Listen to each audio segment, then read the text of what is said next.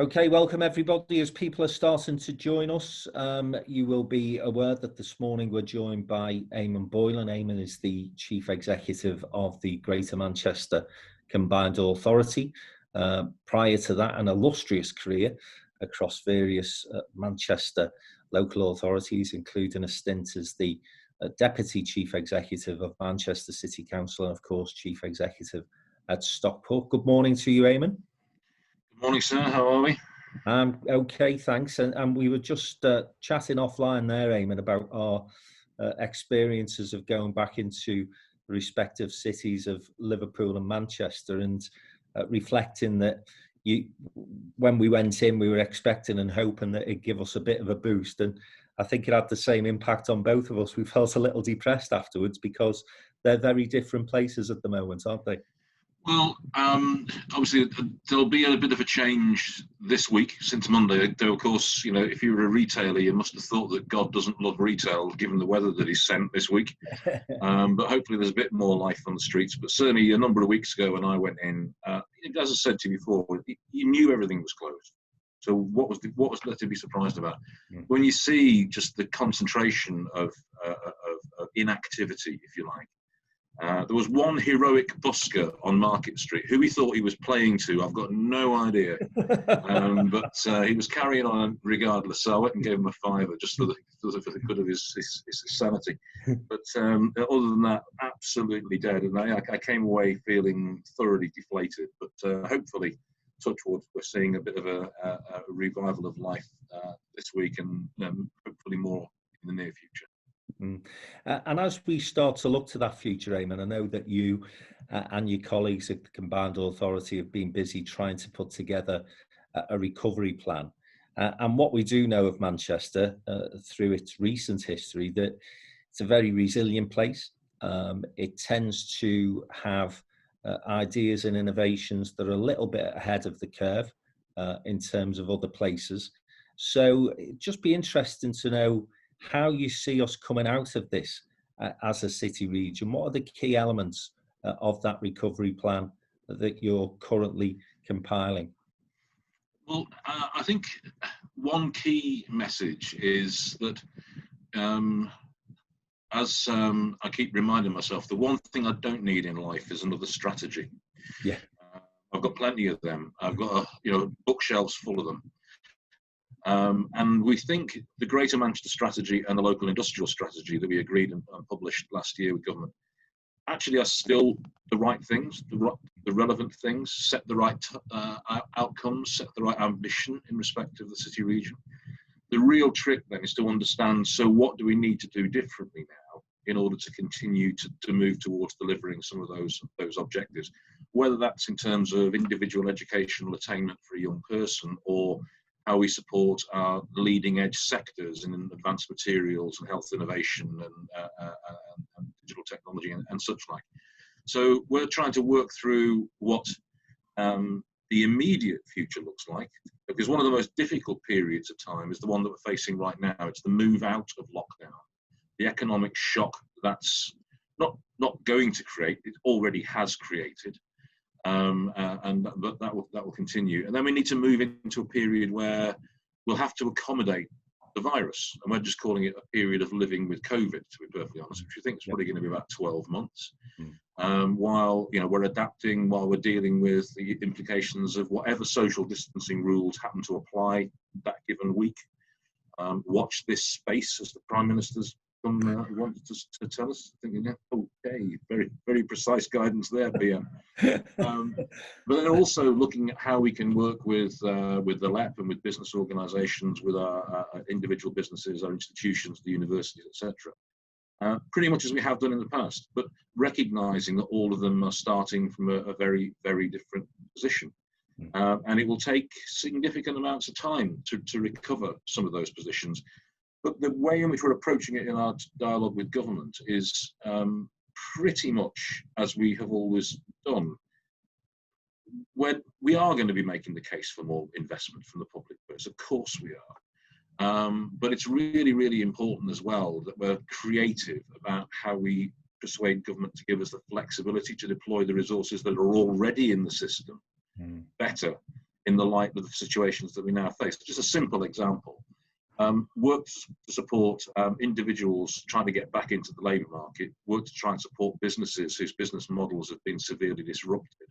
We need to be able to flex those locally to make certain that the offer that we're making to people is pertinent and relevant to the jobs market and the employment market and the business environment into which the city region is emerging. And that'll be different in Manchester to Liverpool. It'll be very different in Manchester and Liverpool to London.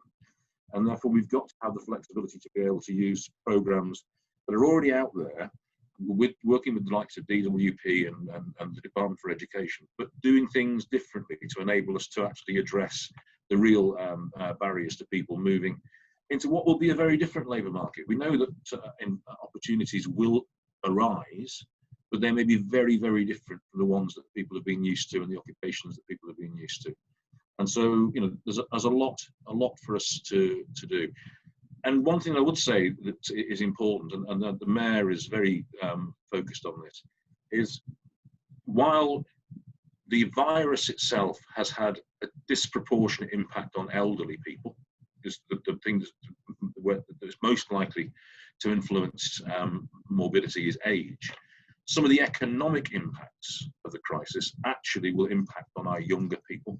Yeah. People coming out of school, people going into business. A lot of the businesses that failed to get support because they were too newly established, were young new SMEs established by young people coming out of college or university or school.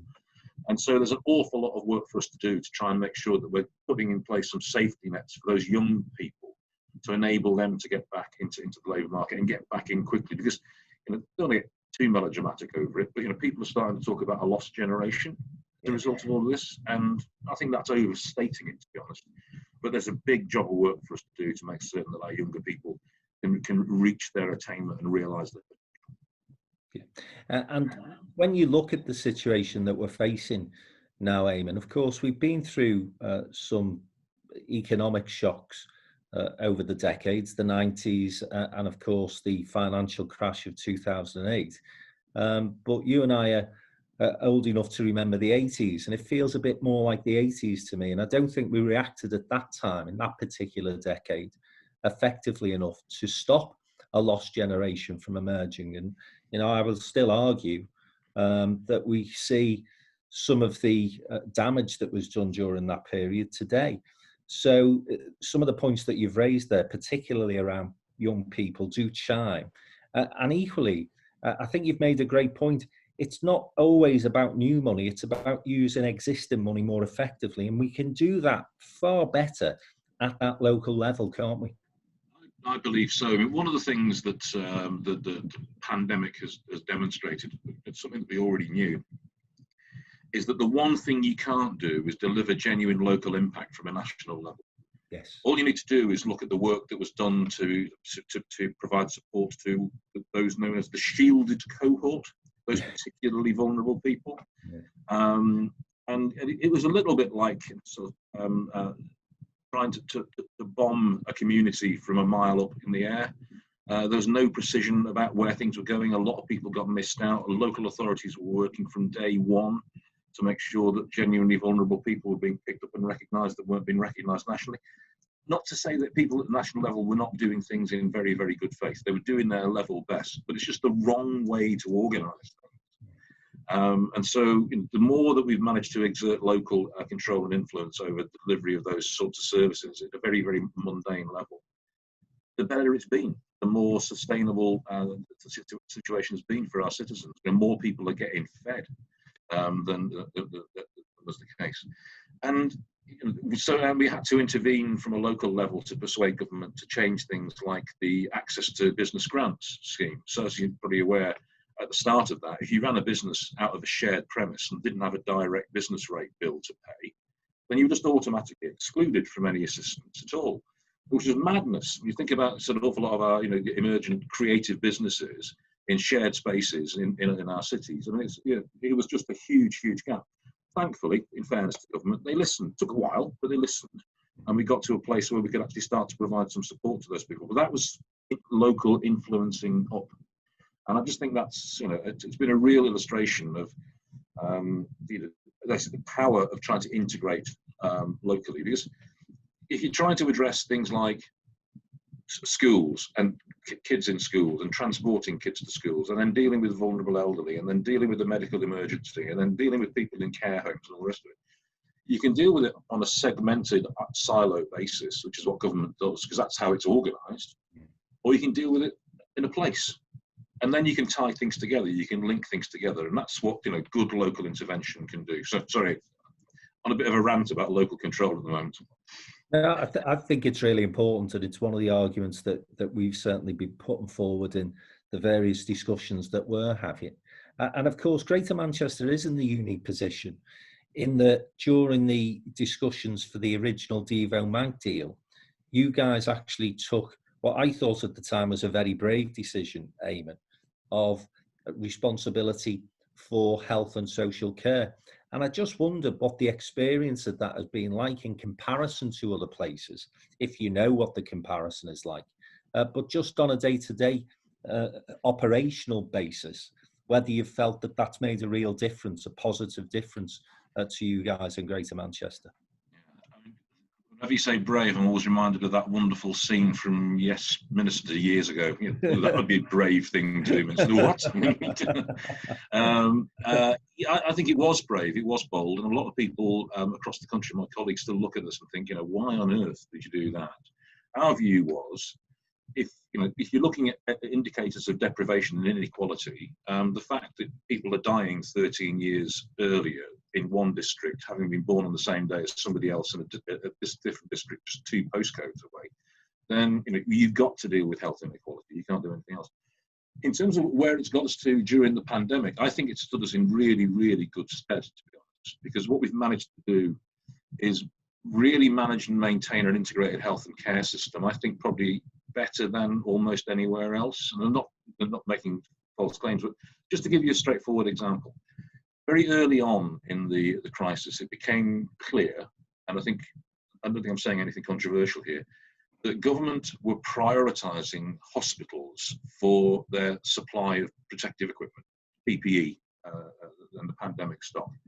Understandable, that's a decision that they took, but that meant that at one stage we were very close to losing a significant proportion of our social care homes because people could not operate them safely. So we went out into the marketplace as a partnership, and we were operating globally to buy in our own PPE in order to build up a stock. And that then gave us the confidence to have a mutual aid system in place. So hospitals were giving up precious protective equipment to service and support other parts of the economy, knowing that they would get it back, that we would recycle that, and that partnership would give them the strength and integrity to do that. And that was absolutely critical to us in being able to maintain the quality of care and the safety of care in a lot of our care settings. And we wouldn't have been able to do that if we hadn't had the integrated system. And just one other example. As soon as I start talking about technology, I start speaking rubbish because I don't know what the hell I'm on about. But we've been arguing for donkey's years, and I think most places have been as well, that it would be really, really sensible to do what most people assume we already do, which is have a single digital record that your doctor, your consultant, your care worker can access that will tell you what they need to know about your medical history and condition. Didn't exist. Yeah. We've been arguing about it for years, trying to inch it forward. We did it within 6 weeks of the pandemic strike. Wow. Now we've got it now. It's there, and it's working, and it's the backbone of an integrated health and care system. Mm. And I'm immensely proud of that. That's something that we built the platform to do. This just gave us the impetus to say, you can't not do this now. And so that was great. I'm really proud of that. Yeah, no, that is brilliant. And, people listening into this, Eamonn, will think, well, that's just common sense. But of course, as you say, those arguments have been going on for donkey's years, as too have the discussions, debates around training, skills and education. And again, I know this is an area that you're passionate about.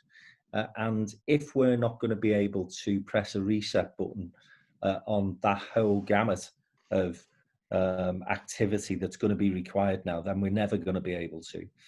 Again, it's vitally important that we have those powers, those responsibilities and some resources devolved so that we can start to deliver what we need at the local and regional level. And again, I know that you share my frustration that it's often been one size fits all in terms of our educational approach. So anything within the conversations you have, and I'm sure there are, in terms of how we start to reconfigure the training offer that we have for people? Yeah, it's front and centre of the case that we're putting to government. In fact, we're making a submission to government this week, probably today, in fact, in advance of the so-called fiscal event, the thing that's not a budget or a spending review, but is going to happen next month. We're not quite sure what it is, but and there are a number of elements in there. There are schemes that we think we could get moving quickly in order to kickstart the construction industry. There are flexibilities around the way in which we can deploy funding that I referred to earlier on.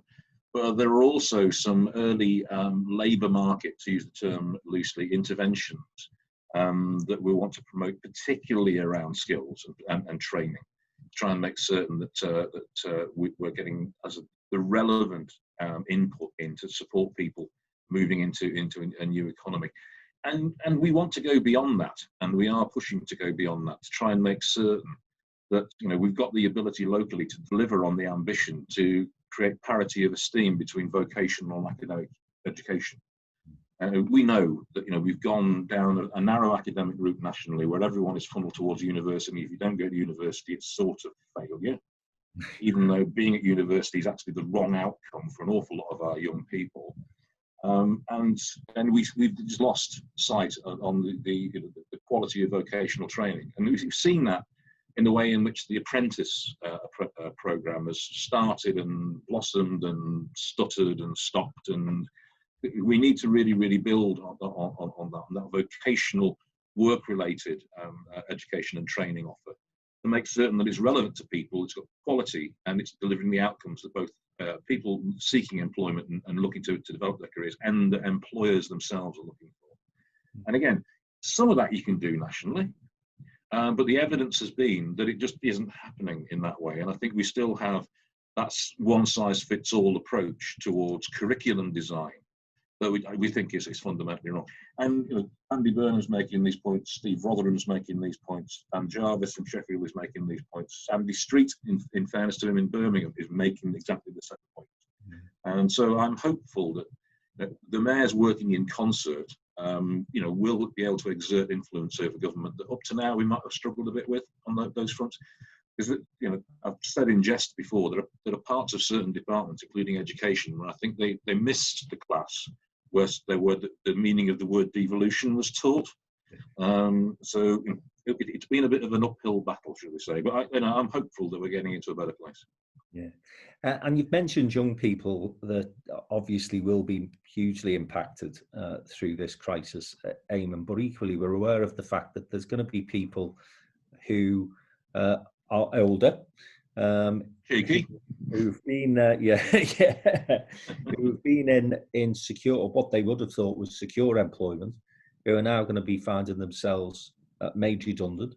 And so we've got to be mindful that it can't just be about catering for under 25s. It's got to be this old phrase again of lifelong learning, which drives me mad, because I often look out there and think, well, we're basically asking older people to either get with our program, which is going into an FE establishment or an educational institution, or basically not do much else.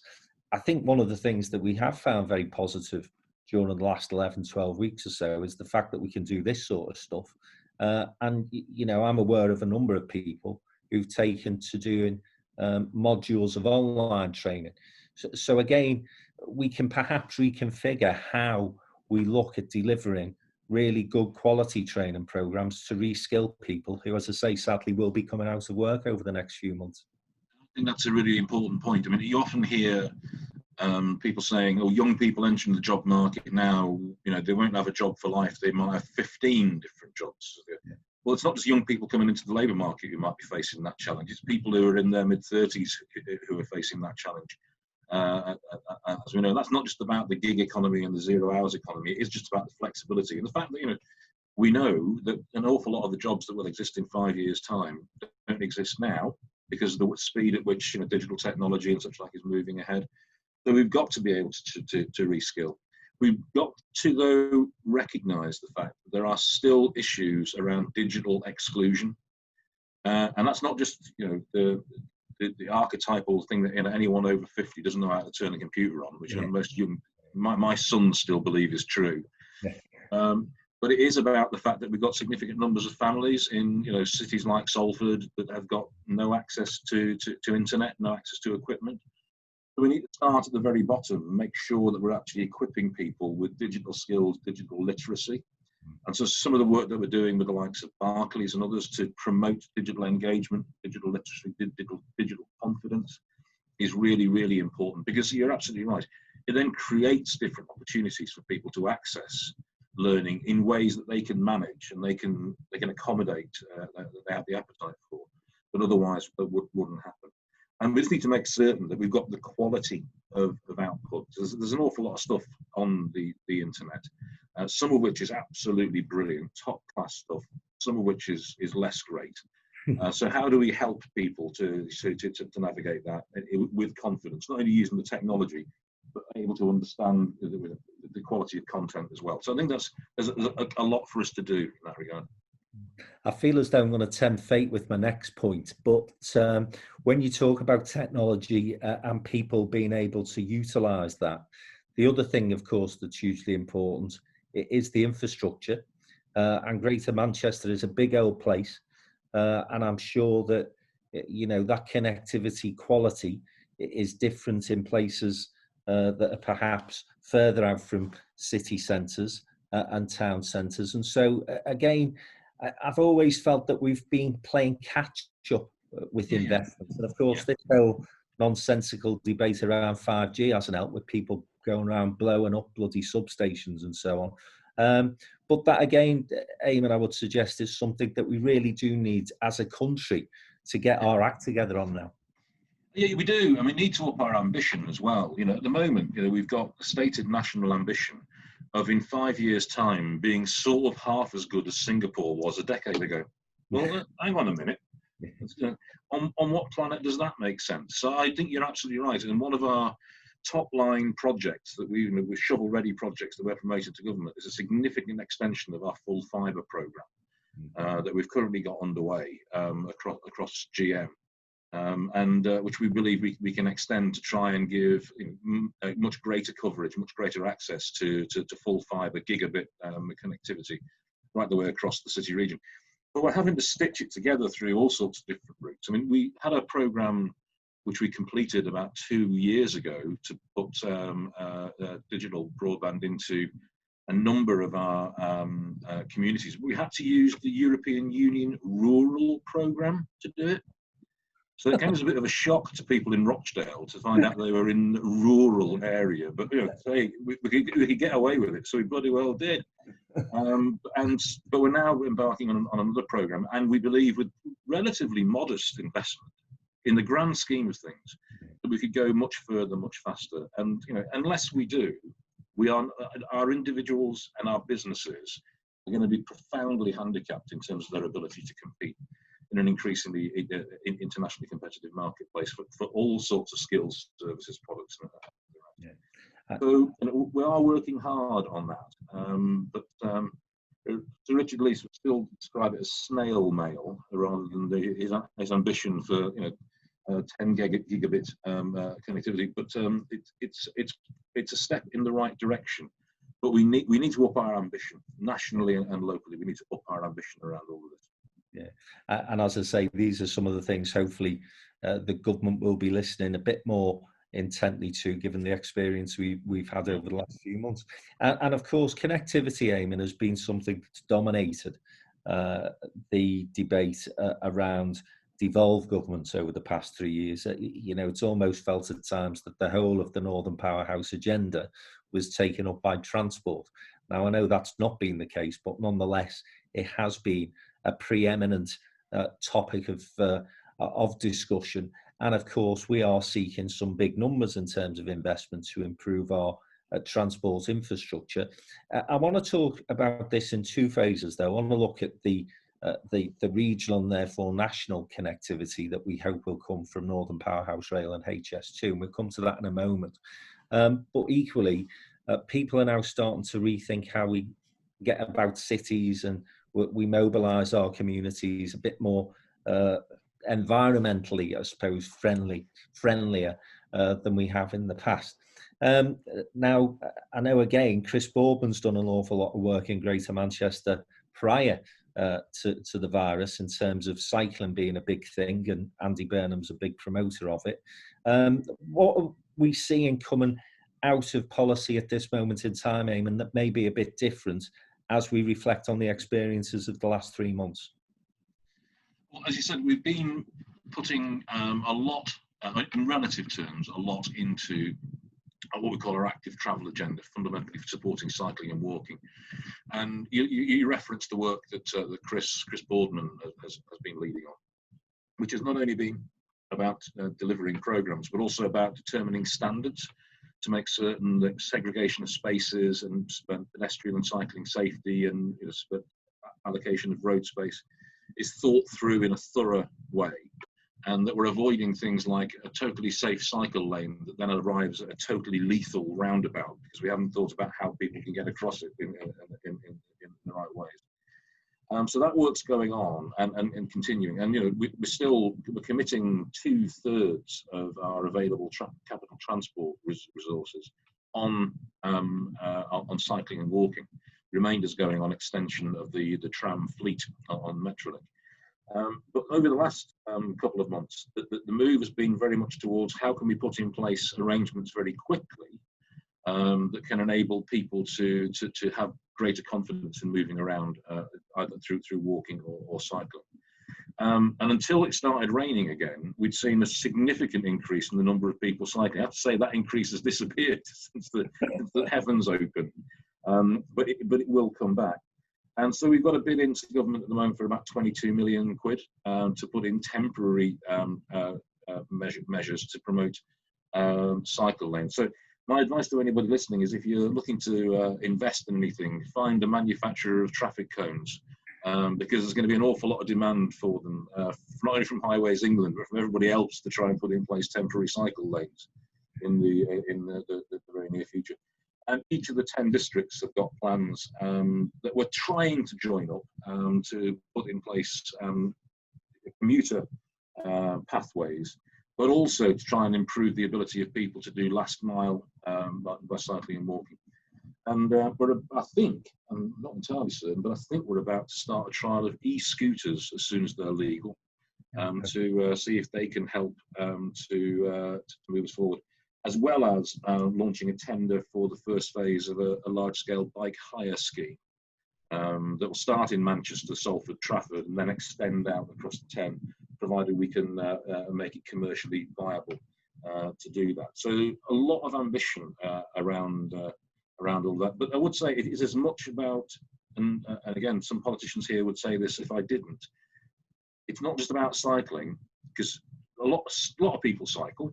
It's still a minority, but a lot. Everybody walks, or everybody needs to use the footpath, whether walking or with assistance. And so that's a really fundamental focus for us to remain very clear about. Just before we talk a little bit more about cycling and local mobility and getting around, and again, I thought that was a great point you made there, Eamonn. In the middle of the heat wave, and when everyone's sort of working from home and furloughed, then it's easy to imagine cities full of cyclists. But on a wet and windy February Wednesday night, I'm not sure it's going to be as an attractive proposition. But there's a point that's just been made from Sean Hines there from Manchester Central. He's asking whether we could legalise e-scooters at a regional level, or that's national legislation that's that requires national legislation. Certainly we can put in place local pilots to promote them and promote their use, but it does require national legislation to be altered to make them be deemed as roadworthy. Yeah. Okay, cool. And just final point on the local transport situation. Had Howard on a couple of weeks ago, I think it was now, and he was asked what his biggest regret was, and he said the congestion charging referendum. And in typical Howard fashion, he said, "I wish we wouldn't have bloody asked. I wish we'd have just done it." Well, yeah, but that's interesting. I mean, why did we ask? Of course, because we're transparent and inclusive and all the rest of it. But we asked because we had to. Okay. We had to be able to demonstrate public support. Now, did the Mayor of London have to do the same thing when he introduced the congestion charge in London? No, he didn't, because the legislative framework was different. And if you go into a ballot and say to people, would you care to pay a substantial amount of money for something that you've always deemed to be free before? Fairly predictable what the outcome is that you're going to get. And that's not a criticism of Howard or Richard or anybody else. I mean, it was just something that we had to do. And at the end of the day, you know, we are suffering from the lack of the revenue that would have provided us in order to invest in our infrastructure. That's just the reality of where we are. But we are where we are. Yeah. And so I don't think we're going to be reopening that debate anytime soon. No. Let me move on then to those big infrastructure projects that I know have exercised your mind for some time, and many others. So are you hearing anything coming from the halls of Westminster that would make you concerned about the future of HS2 or Northern Power Rail? The indications that I've heard are that actually the government will be looking for big infrastructure investments. So I'm comforted on that level. Equally, I'm aware that they've just splurged an awful lot of cash that they weren't anticipating they'd have to spend. And therefore, you do always look at these things with some skepticism. What's your gut feeling, Eamonn? Do you think those projects will get the green light? I think they will. I think there's been a very clear and strong commitment from the Prime Minister down around those projects. I mean, you may recall, just after he was elected leader, he came to Manchester and gave a speech at the Museum of Science and Industry. I don't know if you were there, Frank, at the speech, but you know, there he restated that level of commitment. So you know, while am I confident that we will achieve the optimum in terms of the integration of HS2 and Northern Powerhouse Rail and the vision of High Speed North in an ideal way? That's going to be continuing work, but I think the commitment to make the investment is genuinely there. You know, the battle will be to make certain that we're getting the best possible outcome for whatever the investment is that's available, because there will be, even if there are billions, which there will need to be on the table, you know, will there be an adequate number of billions? Well, we can argue about that, but there's a lot for us to work at. But I think the basic commitment towards moving those projects forward hasn't changed. And as you rightly say, the government will be looking for large-scale investable projects that can demonstrate confidence and can help build a more resilient infrastructure for the future. And you know, we've all rehearsed the arguments behind the east-west connection as well as the capacity connection on the west coast side, and so I won't go into those. But I think that the commitment is there. More interestingly, I think, you know, we're now waiting to hear from government about how they view the connection between that inter-city infrastructure and how that then links into intra-city movement. And so we had the Williams review of rail. We're waiting for the outcome of that. That's obviously being delayed as a result of everything being delayed.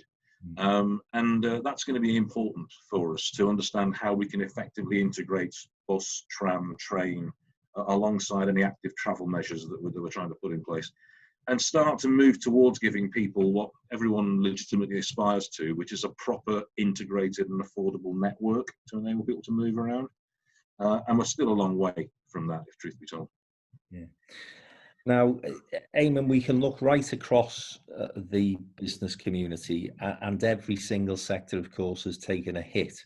But one of the great things that has happened in the core cities, and Manchester being no exception, during the past 10, 15 years, is the growth, the explosion almost of great facilities in terms of eateries, you know, bars, new hotels have sprung up. and that cultural offer that we have as cities is so important to life now. And of course, jobs as well, the number of jobs and the wealth that is generated through the hospitality and visitor economy is significant. And of course, as we begin to come out of this lockdown, it seems quite clear to me that the one sector that has been, and I will use the phrase let down, has been that sector because of the lack of consistency and clarity. We were expecting an announcement towards the end of last week, I think it was, in terms of how we would start to get those places back up and running at the 4th of July. That guidance still hasn't been forthcoming. What conversations are taking place between combined authorities, mayors and ministers to see what we can do to support that sector, which at the moment, I have to say, is feeling somewhat abandoned? There is dialogue happening. We've been in conversation with government departments through the communities and local government department. We're reaching into Treasury and DEFRA and DCMS and others over this for a number of, for months now, and trying to make some fairly simple points that hopefully people will agree with. I mean, one is we need to unlock hospitality and cultural activity in its broadest sense on a place basis. There was once, there's some mention from government at one stage of saying, well, we could allow small guest houses to open, but not hotels, and we could allow maybe some restaurants to open, but not bars. And we said, for God's sake, do you want everyone to go bankrupt? If this is just, we've got to be able to let the ecosystem that's grown come back and behave in that way. And one of the points that we've been making, and it's a difficult one because the mayors, Andy no exception, very, very keen to make certain that we keep safety at the heart of how we recover, but also making the point very consistently that if we retain a 2-metre social distancing requirement and expect bars and restaurants to reopen, then or music venues to reopen, then we are on a hiding to absolutely nothing. And so the point that we're making is there comes a point where the medical science says you can go so far, but then fundamentally there's a political choice to make about how much further you then go in order to make certain that things can survive. But it is a difficult one. I mean, I hope he doesn't mind me saying it, but when asked the direct question as to what would have helped him the most to deal with the illegal raves that happened in Manchester last weekend, the Chief Constable said, open all the pubs and clubs and get the kids back in school. And well, okay, yeah, that sort of just about sums it up, really. I really do recognise the need for us to have a coherent approach. And we are working, for example, one of my roles is as a trustee of the Halle Orchestra. And I know they're working with the Royal Liverpool and with a number of other cultural organisations right the way across the north to try and make certain that there's a very clear voice into the Arts Council about support that a lot of those, not just classical music, but the broader cultural scene will require. And trying to make certain that the north has got a coherent voice that can at least stand alongside the voice of London in terms of the cultural institutions there. So we're trying to find a way of moving forward as quickly as we can. And a number of authorities in GM, I'm sure exactly with the same will be true of Merseyside and places, looking to implement very quickly any new changes that government regulation allows around the opening up of space outside bars to enable them to trade more greater volume more quickly. So we'll be looking to increase pedestrianisation in places. We'll be looking to increase the ability for people to put tables outside if that's what they need to do in order to be able to trade effectively. But you're right. I mean, both of my sons work in the hospitality business. They both work in bars in Manchester, and both furloughed. But they're very conscious of the fact, and their business owners are very conscious of the fact that they will need a lot of support for quite a long time if we're not going to see some pretty catastrophic outcomes in terms of loss of employment in those sectors, which are hugely important to the life and vibrancy of all of our cities. Eamonn, you've talked a little about you know, the collaboration across the north there. You've just mentioned the orchestras from Liverpool and Manchester. And of course, the Northern Powerhouse as an entity and a brand has been part of a narrative for 3 or 4 years now. And I think, again, I would say that outside of transport, it's somewhat difficult for people to see what, if any, difference that Northern Powerhouse piece is making.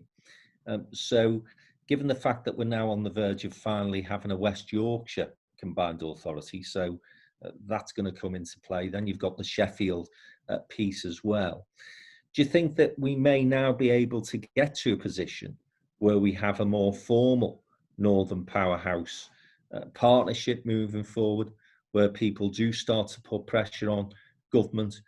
And importantly, Eamonn, I think, to make government see the North as part of the solution rather than a problem. Because again, I think often in the past, it's felt as though we're almost going with a begging bowl, and we're using, you know, statistics about deprivation and unemployment rates, when actually we've got so much to offer that that investment should be seen by the government as a real positive thing, not, you know, a handout, but as in the old soundbite days of Alistair Campbell and Blair, a hand up. That's what we need. We need to be contributing what we can to this economic recovery that's required for the country. Yeah. Well, I think I would agree. You know, have we achieved as much as we might have hoped through the collaboration through Northern Powerhouse, the Northern Powerhouse 11, the 11 LEPs working together, etc.? Well, maybe not. I think we need to travel with a degree of care when we talk about a more formalised arrangement. What does that actually mean? Because what I don't want to do is to move back to a position like we had with the regional development agencies, who were effectively directly controlled by government, with a little bit of local influence, shall we say, but more directly controlled by government, in a way that one or two of the other growth engines are, and the Northern Powerhouse isn't. But I do think we need to, you know, tread with a degree of care and make sure that whatever we create, as we develop the Northern Powerhouse concept, does exactly what you said, which is create that platform, that voice for the North that can articulate the offer, not the ask, but the offer that the North can make. And I think there's a lot of support for moving ahead on that basis. And certainly the actions of the Mayor of Greater Manchester and the other mayors in creating the Convention of the North, which is due to happen in Liverpool, but is not going to happen now, but will happen next year, is to try and create that sort of political forum where there can be a debate over the real issues driving North. But we do need then a body that can take responsibility for the development of a framework for intervention in the North. What I think we need to be clear about is that responsibility for doing stuff needs to rest with Steve Rotherham's, the Andy Burnhams, the Dan Jarvises of this world, and the local authorities within their mayoralties. What I don't want is another big delivery body at the North, but what I do want is something that can bring public and private sector together to articulate that offer that we can make around energy, around advanced technologies, around advanced manufacturing, etc., etc., etc. So it is important and it is urgent, and work is underway to try and make sure that whatever we get fits the aspiration that you described. We've got a couple of questions coming in from the panel, which I'll take in a second. Final couple of points from me, Eamonn. We talked about, you know, the failure and lack of clarity in terms of getting the hospitality sector back up and running. Football returned to our screens at least last night. I don't know if you managed to catch any of it. I felt as though it was like watching paint dry. I don't know what you thought, if you managed to catch either of the games last night. I had the good fortune of watching City win, which as a United fan is not my favourite subject to, but I mean, it's odd, isn't it? I don't know whether you've watched any of the other stuff, the Bundesliga and all the rest of it that's been on. Yeah. And you suddenly realise, actually, you know, I've been desperate for football to come back, and then it's back and you're thinking, well, I didn't miss it if this is what it's like, to be honest. Well, you know, it'd be fun. But the idea, you know, the weekend that the Merseyside derby is going to be played behind closed doors. I mean, it's. Are we happy it's happening? Well, apart from the fact as a United fan, I'd loved for the season to have been abandoned and Liverpool with nothing. Yeah, of course, it's got to be better. But we do need, I think, to have a real and visible plan to move back to, enabling the fans to engage, because it's a bit of a hollow shell without that, isn't it? Mm-hmm. And of course, we sort of somewhat tongue-in-cheek talk about football coming back, but it's a huge part of the economic intake, isn't it, for Greater Manchester? City United generates so much in terms of visitors, in terms of cash coming in of a weekend to the city. Are the football clubs engaged in terms of the discussions you're having, Eamonn, or are they so big as entities that they just sort of crack on and do their own thing? No, they are engaged. They're heavily engaged, both at sort of institutional level, and as you've seen this week on a personal level. I mean, the initiative taken by Paul Rashford, by Marcus Rashford. God, I did the same as Matt Hancock. I got his name wrong. I'm sorry, Marcus.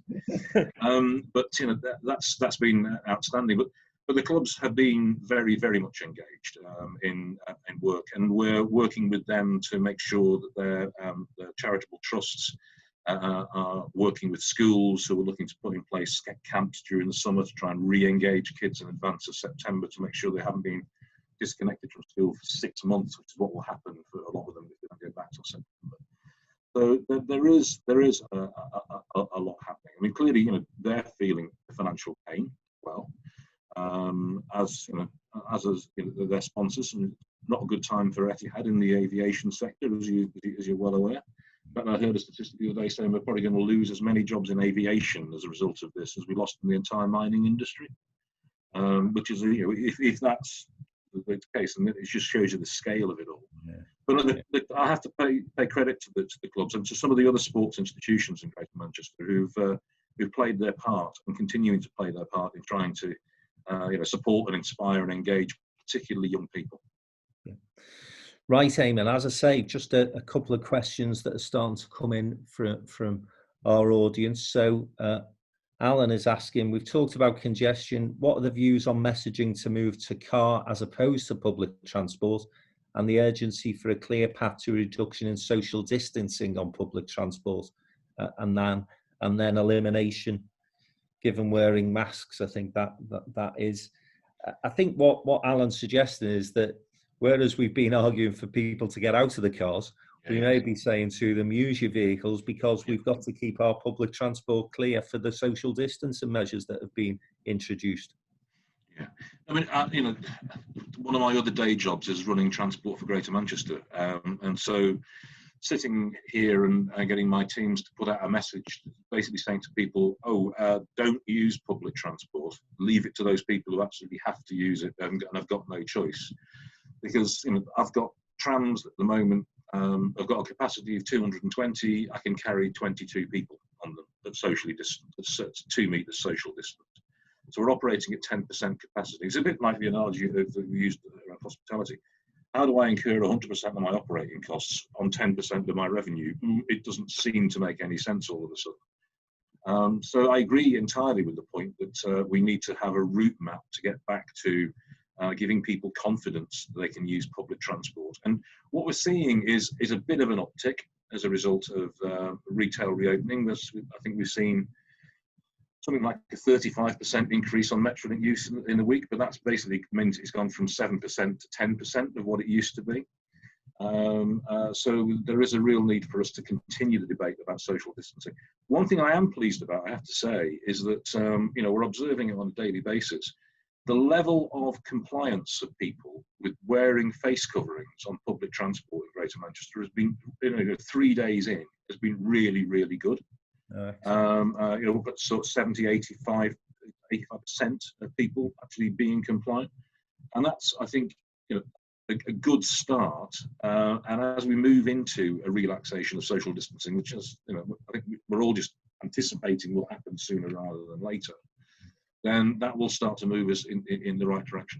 But it does bring me back as well to the issues around cycling and walking, because what I can't do is just have a message that says to people, don't use the tram, don't use the train, don't use the bus, jump in your car, because that will just result in congestion. It will result in a collapse in air quality, and it will also exclude the 30-odd% of people in GM who don't have access to it. Yeah. And I bet there's similar numbers in Liverpool and the other northern cities as well.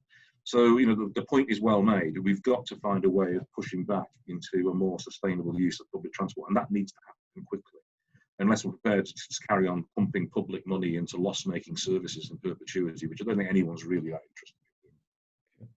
Thanks for your question, Alan. Another question here from Anna Coleman. What do you think of Andy Burnham's idea of asking government to support Greater Manchester as a pilot for the next phase of joining up social care with NHS services? Well, if it's my mayor's idea, then of course it's brilliant and I support it 100%.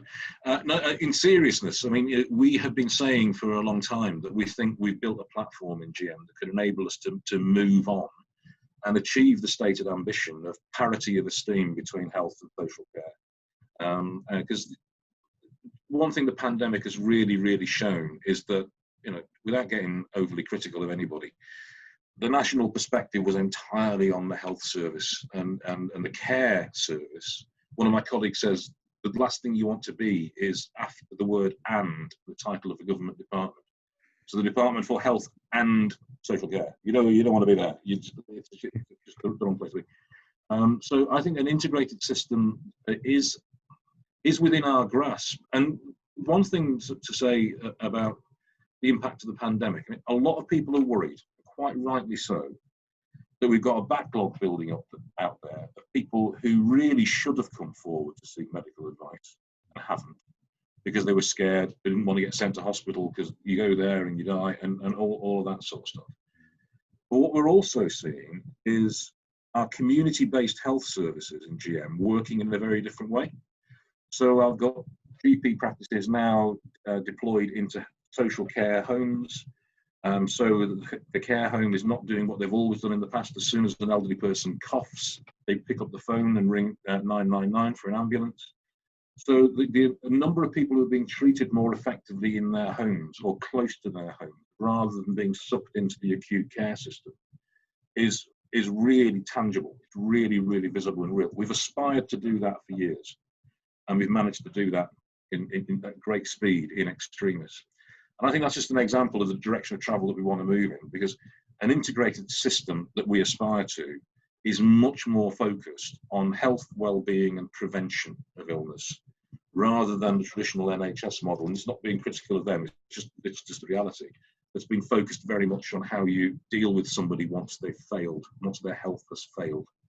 And so I think there's some real potential for us to move really very quickly towards that integration, provided we're given the leeway to do that. At the moment, for understandable reasons, the NHS is in command and control mode. They're very, very much directing how local systems are working through the pandemic period. But I think even within that, we've managed to move forward, and I think we could move forward much faster if we were given the freedom and flexibility to do that. And it's not about spending more money. It is about spending the same money better. Yeah. I think we would all wish you luck with the conversations that you're embarking upon with government, Eamonn. We're just coming to the close of the session now. I just wanted to make one final point and perhaps get your view on this. We saw a DJ challenge between Andy Burnham and Steve Rotherham last weekend. I was wondering whether you're up for doing similar with Frank Rogers, mate. Let me take that away and think about it. I think I'll prefer to leave the high publicity, high profile, shall I use the word advisedly, stunts to the politicians, to be honest. I think they raised a fair few bob for charity, so it was. I mean, United We Stream, which was set up here by Sacha Lord on behalf of the it's been brilliant. Was great. It really was great. I remember I had membership card number 3 for the Hacienda when it first opened. Yeah, so it was like going back in time for me. But I must admit, some of the techno DJing left me a bit cold. But no, some of it was great, and it really helped to celebrate the city and to give people a focal point. And as you say, raised the thick end of £500,000 for charity. So what's not to like? Yeah, absolutely. Well, I look forward to getting you and and Frank on the decks. I think I'd pay good money for that. So let's see what we can do. Eamonn, it's been a joy as always to speak to you this morning. Thanks very much for taking time out to be with us. No worries. Thanks a lot, Frank. Best of luck. And